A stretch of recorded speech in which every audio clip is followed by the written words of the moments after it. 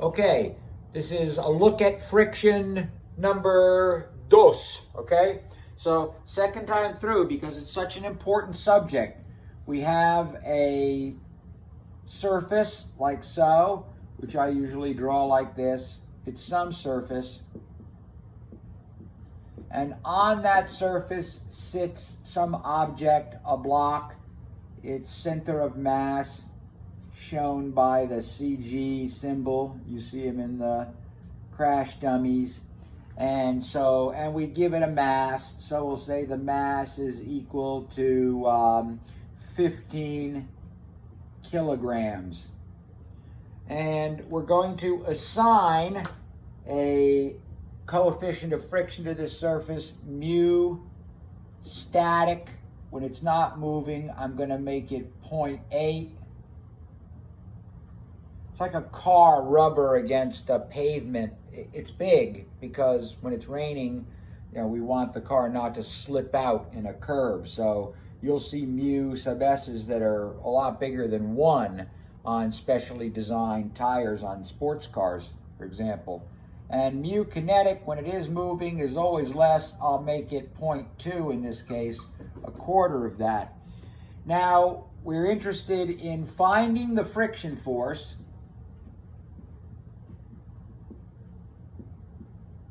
which is always equal to mu times the normal force. Remember, normal means perpendicular. Here's the perpendicular force.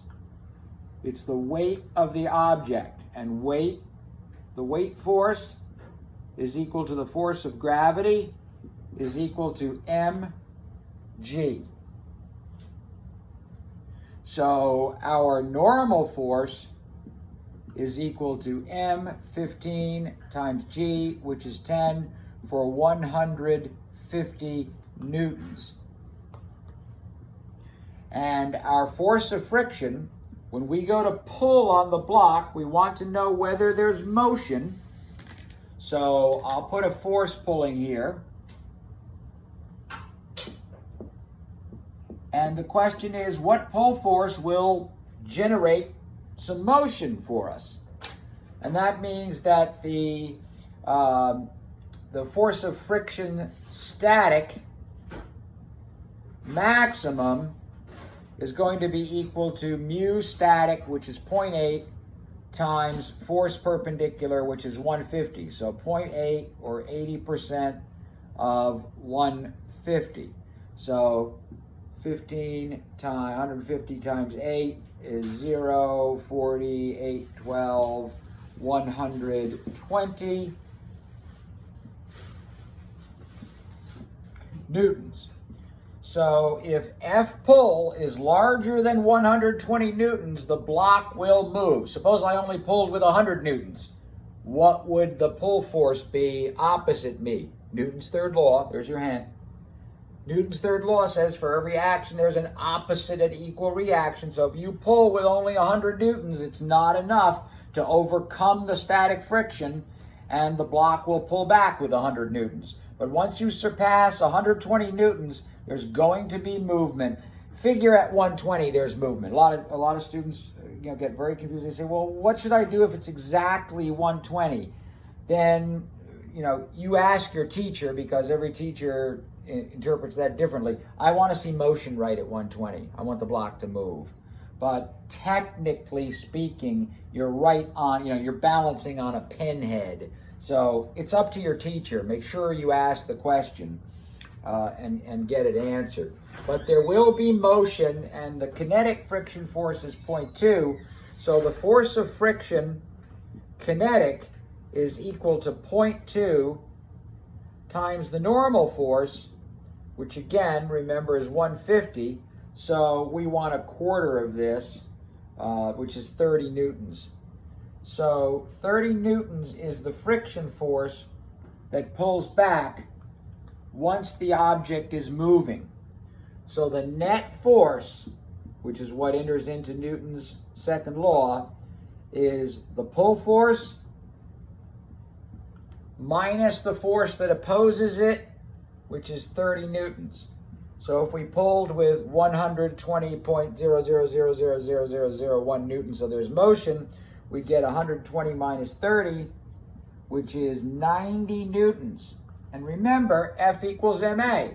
So if F net equals ma, and we're pulling with 90 newtons net, minus what's pulling against us, we get 15 times A.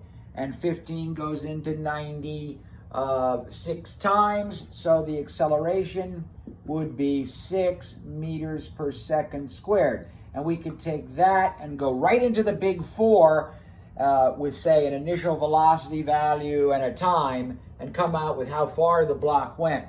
So we draw our surface, put a block on it.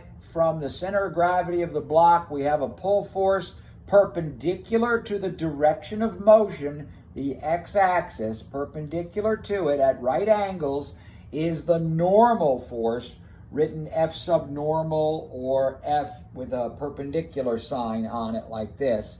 The normal force is the weight on a level surface, it's mg, and then I can figure out whether I can overcome the static friction force, and if I do overcome it, I get a lower friction force, and I can calculate the net force and figure out my acceleration.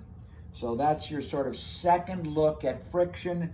The equation you want to memorize is that what the weight is, mg, and that the friction force is mu, one of these, depending on whether it's not moving or moving, times the perpendicular force. So you want to add that to the equations that you're going to memorize for part of your memory stuff for kinetics and for movement. We're going to look at friction and forces also on a level surface coming up next, and solve a couple of problems with them. So you want to go to the solved problem library, find the videos there that have to do with Newton's second law and friction, and try them. You know, you want to kind of look at the problem, freeze it, and think about it, and then watch the solution, see how close you came. Or the first time through, you can watch the solution if you're worried that you're not going to get it and you want to see some solutions. But at a certain point, you want to try problems on your own to make sure that you're comprehending the material. You're only comprehending the material if you can use it and get correct answers.